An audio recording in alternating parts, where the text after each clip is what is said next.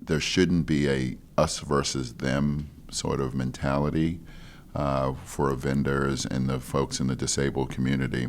One, I also feel that, not all disabilities are ones that you can see. And so to be able to use any machine and have that machine count your vote accurately should be, paramount. The full and free exercise of our sacred right and duty to vote is more important in the long run than the personal hopes or ambitions of any candidate for any office in the land. You're listening to High Turnout Wide Margins, an insider's look at election administration hosted by Brianna Lennon and Eric Fay. This episode was recorded live at the special workshop on state associations in Portland, Oregon, hosted by the Election Center. Welcome to a very special episode of High Turnout Wide Margins. My name is Brianna Lennon. I'm the county clerk for Boone County, Missouri, and with me is my co-host, Eric Fay, Director of Elections in St. Louis County, Missouri. And today we're really excited to have an extra special commissioner on the show. If you want to introduce yourself. Hello, I am Tom Hicks. I am a commissioner with the United States Election Assistance Commission. I want to thank you both because I've been to both your counties and seen the operations that have been run there, and I think it's really impressive, and thank you for having me. I think, as you know, we like to always talk about our guests first, and so can you dive a little bit into how you ended up working in elections and the path that took you to be a commissioner at the EAC?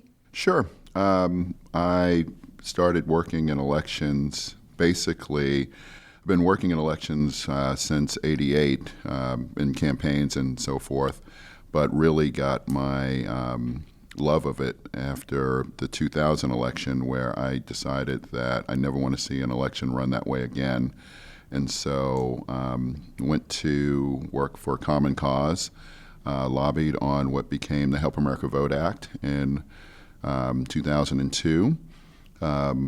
Became a Hill staffer in 2003, working for the Committee on House Administration, and then got nominated by President Obama in 2010 or 11 now. It's, running really a long time ago, or 2010, 2011, and 2013. Nominated by President Obama to fill this spot, and then finally confirmed after 4.5 years, serving in, still working in the Committee on House Administration, and then been a commissioner ever since. So Tom Hicks, longtime listener, first-time caller. Thanks for being on. Are you the longest-serving commissioner on EAC currently, or? I believe, Christy McCormick and I started on the same day, so we are co-owners of that longest-serving commissioner position at 9 years right now, 9 years and running. We've obviously talked about the EAC quite a bit on this podcast, different folks who are former commissioners, and like Roy Blunt, for instance, who was a congressman who had a big hand in HAVA, for instance. But from your experience now being a commissioner, you and Christy, the two longest, how would you describe the evolution of the EAC since your appointment? Well, I would go into the points of when I first got to the commission. There was a whole lot of hatred of it and a thought of it should be eliminated. It's already fulfilled its duties.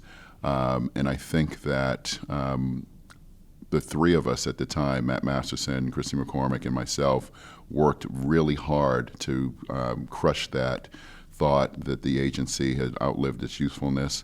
I think the current commissioners, Don Palmer and Ben Hovland and myself and Christy McCormick, work really hard to fly around the country, meet with people, show the value of our agency and the resources that we have. Before 2018, there were only about 20 employees at the agency, and that's really hard to be able to work as a federal agency and keep the lights on and actually have backup on issues that occurred. Our former general counsel had an issue where he had to go to a funeral, and we didn't have backup to basically fulfill our role as with the legal part of it. And so now we have, a few folks in our general counsel's office. We have a number of subject matter experts who are former election officials themselves. We have a number of people in our IG's office, and we function as a real federal agency. And I think mostly not only giving advice, but also giving real products to people. So not only functioning where we help the administration of elections and helping with folks who are administering elections, but also working with American voters, whether they be Democrats or Republicans. We don't care who wins. We just want to make sure that if you are eligible to vote, that you can cast your vote and have that vote counted accurately. And I will say that, and I don't know if other folks who've been on the show have covered this, but our commitment to those folks who have disabilities, to the point where our new logo, actually, if you look at the logo itself, you'll see dots there, and it looks like they're just computer dots, but it actually spells out vote in Braille. And I think that shows a commitment to the disabled community, who for the first time with the Help America Vote Act can vote independently and privately, or I should say it was actually spelled out in the law that they can vote independently and privately. So I think that the evolution of the agency over the last 20 years has gone from one of just giving out money for voting machines and other aspects to actually servicing to help with the administration of elections or helping states with the administration of elections. We don't actually conduct any elections ourselves, but I think that we show a real commitment not only to folks on the mainland, but also the territories and DC as well. So your personal path to the commission involved both advocacy work, but then also legislative work, and that's probably not atypical for somebody that's working in Washington, but it's atypical for somebody, I think, that ends up in a elections administration area. How has it kind of changed your view of elections administration as you've moved from advocacy through basically like helping write the rules at the legislative level to now being more of a admin role? Well, I would say that, writing it so that someone can, I've never voted on it, so the members of Congress are the ones and the president who signed those, that when we looked at the Help America Vote Act, it passed with overwhelming support. 435 members voted for it, and 92 members of the Senate voted for it. So it's a huge bipartisan bill. And back then, I think that the fact is that you cannot have any legislation where it would be where one side would get some sort of advantage over the other. So Steny Hoyer talks about this all the time, of how he worked with Bob Ney at the time to say, there are some things that I'm going to have to swallow, and there's some things that you're going to have to deal with as well to get this legislation through. And it's not one to advantage one party over another. It was one that worked towards making sure that those who were eligible to vote could cast their votes and have those votes counted accurately. For instance, allowing for a provisional ballot to be put into place so that if you are standing in line at the close of the election, as long as you were there at 6:59 and before 7 o'clock, if that's the time that it would be for the closing of the polls, then you would be able to cast your vote. So that as long as you were in line before that time, then you can cast your vote. And then the statewide voter list being put into place so that to ensure that people who are eligible can have their names on those lists as well. So I think that, I am unique in that being able to see the legislation from the conception piece to seeing it implemented as a Hill staffer, and then to actually administrate it as a commissioner, I think is a unique position and one that I value immensely. And, I've always had a love of public service. And so with my near 30 years of being in the United States, government, I think that there's, some things I want to accomplish before, my time is done. But I think that there are still things that need to be done. So one of the areas that accessibility comes up with a lot is about voting equipment, and the EAC has played a role in creating standards and working with vendors on different parts of security, especially, but also on accessibility. And I was hoping you could touch on some of that, for lack of a better word, I guess, tension in trying to make sure that we are still serving all of our voters while using equipment that has good security and also is auditable and hits all of the points that everybody else wants it to hit with paper ballots and things like that. Well, one thing that I would constantly say is that if we live long enough, we will all have some form of disability. And so my ultimate dream is to see that there's not two machines in a polling place, one for those who are disabled and then one for those who are not. I think that now that we have the 2.0 voluntary voting system guidelines, that companies can build towards incorporating a number of the added features from those guidelines into a machine to be tested.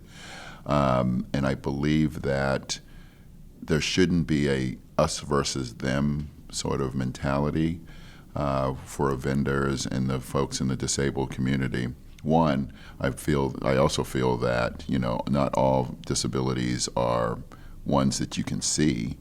And so to be able to use any machine and have that machine count your vote accurately should be, paramount. But I think that there are a number of things that can be used for those who have disabilities that can be used by, anyone else. For instance, a machine that can enlarge the print. So if I forget my glasses, then I can, still see who I'm voting for. And I think that, there shouldn't be a us versus them mentality, that it should be, universal sort of thing. And, for instance, with the phones that people use today, it's not one that, folks can use a phone that, these are phones for those who have disabilities. These features can be used by anyone. Siri, for instance. I think that, or whatever it is for Android phones, that with AI and so forth, those things can be used to help aid and get some information out to those who have disabilities that might not necessarily be used for folks who don't have disabilities. Hello, I'm Eric Fay, Director of Elections in St. Louis County, Missouri, and you're listening to High Turnout Wide Margins, a podcast where we explore local election administration. Tom, one of the things that I think the EAC does particularly well is disperse federal funds. That's obviously part of your mandate. But one thing that I have often lamented, publicly and privately, is that money, generally speaking, goes to the states. And there's not an explicit mandate that locals get some kind of percentage or, whatever the case may be.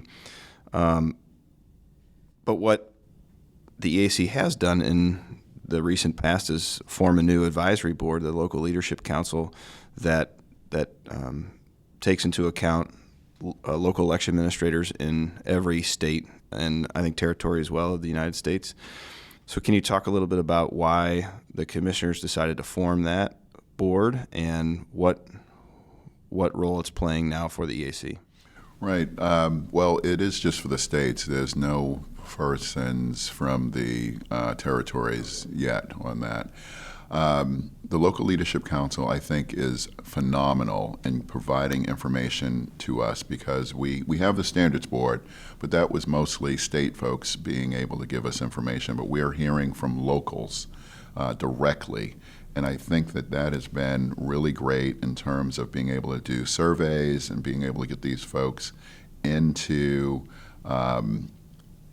meetings to tell us what actually affects them. And you are right. One of the number one complaints that we have from the locals is that they do not see those funds. I would advocate for them to talk to their local member of Congress to see what can be done. This current year, we received $55 million from the federal government from the Congress to disperse to the states, and per the calculation, because of the big four, California, Texas, New York, and Florida, they get a little bit more than the $1 million advocacy, but overall it just works out to be about $1 million per jurisdiction. And I think that, where no one's ever said, hey, don't give us additional funds.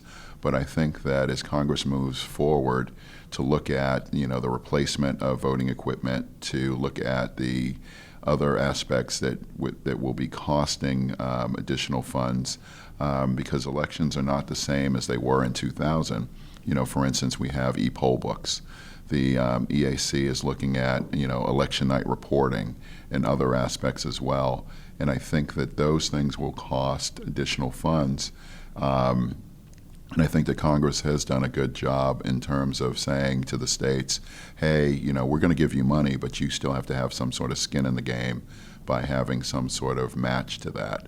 But I think that, it should be something that's debated and talked about of whether or not can you give more money directly to the locals for that, for the administration of elections. Do you think that the way that our current decentralized infrastructure elections model works because you're seeing it from the very, very top all the way down, which is a unique perspective that a lot of us don't have. And I'm sure you've also talked to people in other countries that have a much more centralized way of doing things. And I think sometimes people assume the EAC acts like that for the United States, but it doesn't. Do you think that it works well, or are there things that if you had a magic wand you would fix? Well, I think that for election management bodies, there are some things that could be looked at, but I think that for instance, what might work in Oregon election-wise is not going to work the same for Georgia or Massachusetts. But for federal elections, and particularly those aspects for our men and women overseas. For instance, I've heard from various soldiers saying, why can someone register to vote 30 days out and I can't register, I have to register at a different time. Or I think that, with things like the MOVE Act, by allowing for ballots to be sent out 45 days ahead of time, that alleviates some of those aspects. But there are probably some aspects for federal elections that could be looked at, and I think that the Help America Vote Act did some of that with provisional balloting or allowing for folks to have a statewide voter registration list. It still allowed for flexibility within the states, but there are some uniform rules that are in place. And I think that the carrot and stick approach also worked pretty well in terms of, we're going to give you this money, but you have to do things this way. And I think that has improved the elections process so that we don't have the same sort of issues that we had in 2000. But as there's not been one election that's been 100% foolproof in terms of there's always going to be some mistakes that are happening. Just like you're not going to have a road where you're not going to have an accident happened. That doesn't mean that we ban cars or that we totally do X, Y, and Z. It just means that there needs to be improvements made moving down the line. And I think that as we have elections in 24 and 26 and 28 federally, that there will be things that we should look at and things that we should look at improving. Tom, I want to ask you about the workforce in election administration. We recently interviewed Derek Bowens from North Carolina, and I mentioned to him that it's very obvious when you start going to election administration conferences, they're overwhelmingly white faces in those conferences. I know it's something you've mentioned to me in the past that you've noticed. Do you, with your unique perspective of visiting almost every state in this country, do you see that changing at all, or if not, do you have any thoughts on how that could change in the future? I have. That's really a good question, and I think that yes, this is true in that for the most part, those who are administrating elections are white, 55-year-old women, and but I think that there are programs that are being put in place to help with the administration of elections in terms of, like with Auburn University having their graduate program. And I wonder about, growing up, no one says, hey, I want to be an election administrator. So I think that as we've moved forward, and it's a tough job. And as I said earlier, it's not one that, for the most part, pays particularly well. So how do we get people more involved in this? And I think that maybe serving as a poll worker to get that initial taste of it, but also how does one get involved in it? And I think that each particular state is a little bit different, but I think that the national conferences that people can go to with the Election Center or IGO or other aspects, that they can see how to become an election administrator. But I do think that there should be some sort of way to get more people involved. And I think that if it's not demonized, then people can think about joining. For instance, growing up, people talk about, oh, I want to be a firefighter, or I want to be a teacher, or I want to be a police officer. And they have those aspects of, well, how do you do that? I don't think that exists for election administrators, to see how folks can actually become that. But I would like to see it change in terms of, this is a very diverse country. And to have other people involved in it would be, I think, a strength as opposed to a weakness. Because again, I think of it as, it's not that we, as folks who are election administrators, are picking the winners and losers. They're basically doing the balls and strikes, and this is how it's run, sort of thing. So the behind the scenes of counting ballots and so forth, but not necessarily influencing that. Well, I guess piggybacking off the workforce development type question, we talked a little bit about the Local Leadership Council, the LLC.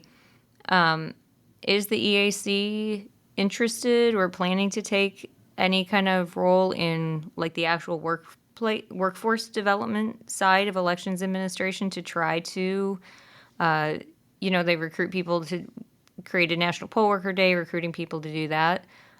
Maybe taking the next step of saying, let's figure out how to get the next generation of elections administrators in these roles? I hope so. And I'm going to get this wrong, but to have an academy of classes or so forth for folks to take, but also what we've done in the last year is set up a space where election administrators can talk to each other, and we've run that pilot through the Local Leadership Council and through our other FACA boards to say, hey, here's a space for you to come in, and if there's an issue that you have, then you can talk to other administrators about those issues and then come up with solutions to it. But I do think that if we could work towards, and it all depends on budgets. When I first got to the EAC, we had a budget of just over $10 million, and that was just enough basically to keep the lights on. But as Congress has increased our budget, we've been able to do more in terms of providing resources to election officials. And I think that if we continually get resources, then we can provide more aspects of it and doing some of the things that you just asked about. Tom, is there anything that we missed that you wanted to make sure is highlighted? No, I think that, I want to say that, since 2002, the EAC has been growing, and we had our growing pains through some of those years. I think that we've had a number of commissioners come and go, but I think that as we've moved forward, the agency has grown and evolved, and I think that will evolve as the elections change. So one thing that I would constantly say is that if there are issues that we should be tackling, that people can reach out to us at our clearinghouse function to say, hey, why aren't you looking at this? Why aren't you looking at that? And we will, as a collective, look at that and see if that's something we can look at. We're not a monolith, but, I think of it as we will change over time and continue to function because elections are going to continue to happen. You've been listening to High Turnout Wide Margins, a podcast that explores local elections administration. I'm your host, Brianna Lennon, alongside Eric Fay. A big thanks to KBIA and the Election Center for making this podcast possible. Our managing editor is Rebecca Smith, managing producer is Aaron Hay, our associate producer is Katie Quinn, and our digital producer is Mark Johnson. This has been High Turnout Wide Margins. Thanks for listening.